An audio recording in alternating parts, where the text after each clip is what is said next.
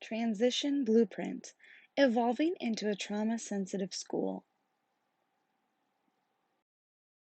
According to the National Child Traumatic Stress Network, a traumatic event is a frightening, dangerous, or violent event that poses a threat to a child's life or bodily integrity.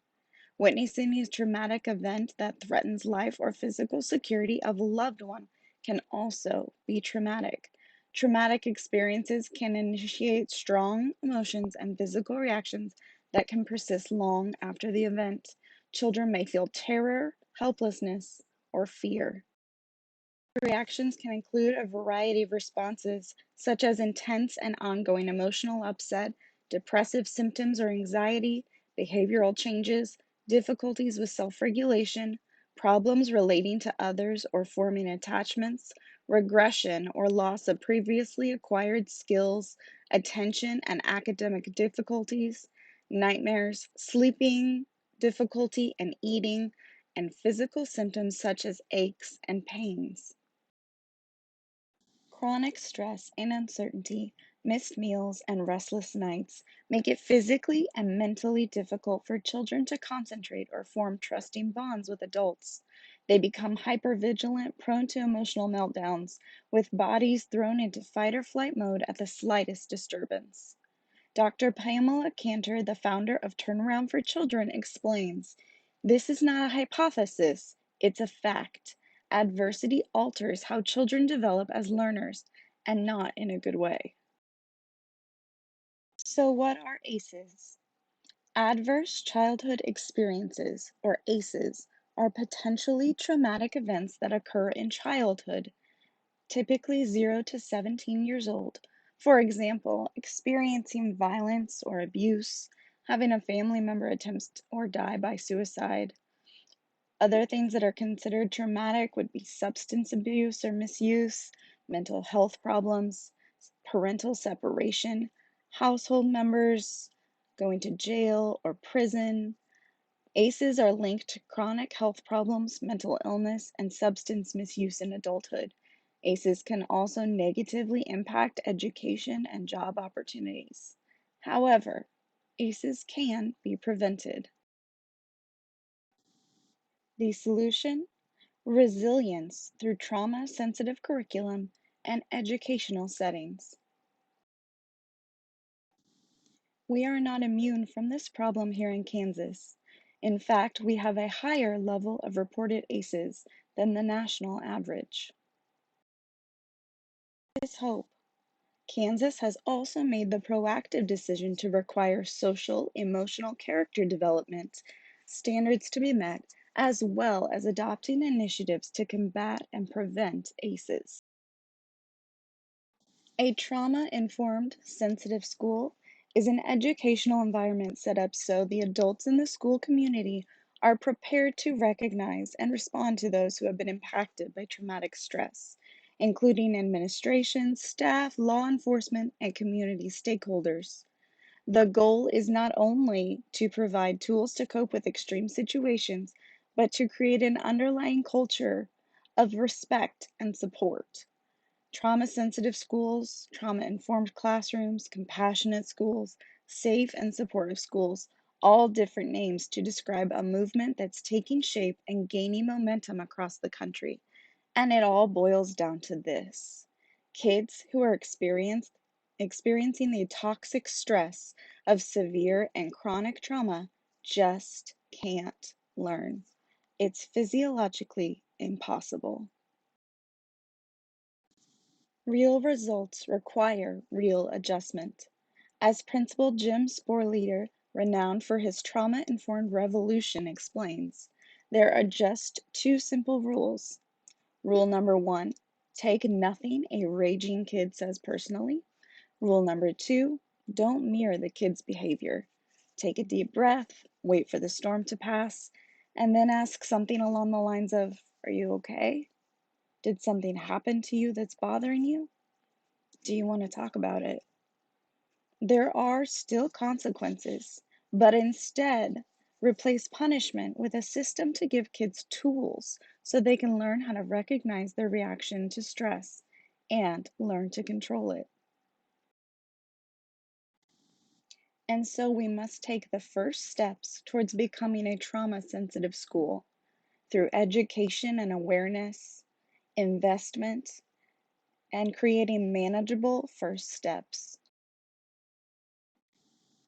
For PRES, we would like the first step to be adult education, professional development for classified and certified staff, educational open house for parents and stakeholders, as well as informational opportunities for the school board. As in efforts to inform all employees, including paraprofessionals, bus drivers, kitchen and janitorial staff, all that have contact with the student body will engage with professional development. This educational PD will focus on introducing trauma and ACEs, as well as covering the basic do's and don'ts of a trauma-sensitive environment. The minimum PD will require a full workday of 7 hours for certified staff and paraprofessionals, with a condensed 2 hours for classified staff.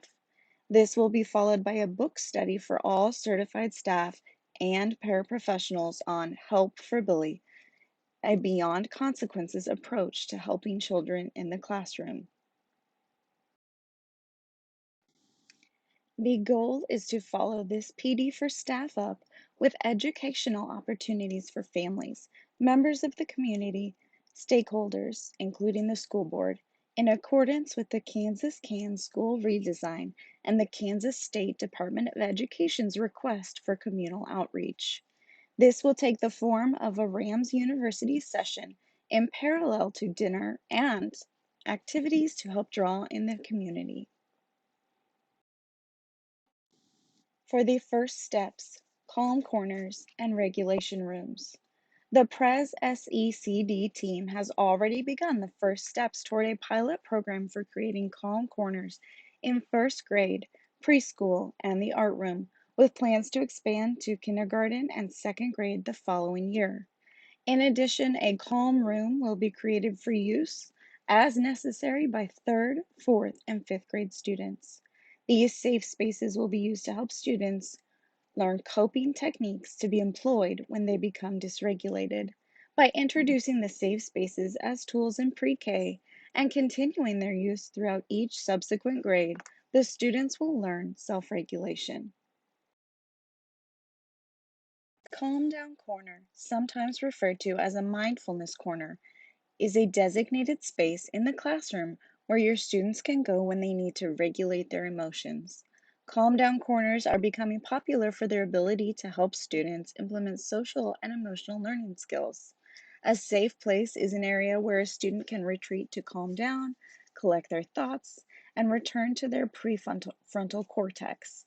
It is essential that students learn healthy coping skills for dealing with strong emotions. Safe spaces, calm spaces, corners, places, zendens, etc. all provide a designated area for students to practice these skills. Because in order to develop resilience, students must first learn coping techniques. In this way, it becomes a restorative practice and not a punitive one.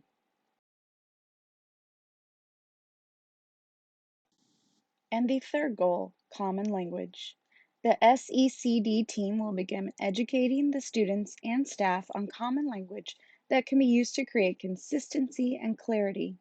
A common language/model of instruction provides a framework for a way to talk about instruction that is shared by everyone. Principals and teachers use a common language of instruction to converse about effective teaching, give and receive feedback, collect and act upon data to monitor growth regarding the reasoned use of the strategies and identified in the framework, and align professional development needs against the framework.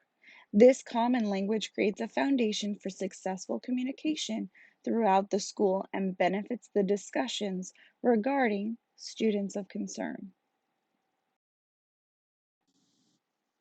A vital part of a trauma-sensitive school is a SOCA, Students of Concern, Advocacy. Students of concern are students who need additional support, students who traditionally have been seen as quote unquote bad students or disruptive students. SOCA meetings will be led and initiated by the SECD team, initially rotating through each grade and then adapting as necessary to best serve the students and the staff. The SOCA meetings are important for keeping up with data collection, behavior plans, and progress, as well as providing support to students and teachers. It takes a village. By creating safe spaces through calm corners and rooms and reworking the ISS area and plan, we are establishing visual reminders of the philosophical and pedagogical changes that we are attempting. Through the use of common language, we are building a foundation for clarity and communication. And by addressing and advocating for the needs of our students of concern, we work to ensure the future and continued success of our most vulnerable charges. These measurable, adaptable, and supportive systems can only be successful when enhancing the knowledge of the students, staff, and stakeholders. Through this combination of education, adaptation, and effort, we will begin to meet better the needs of our school and our community and create positive, permanent change.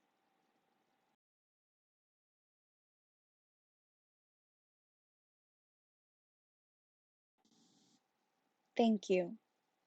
If administration is interested in further research, the references are available.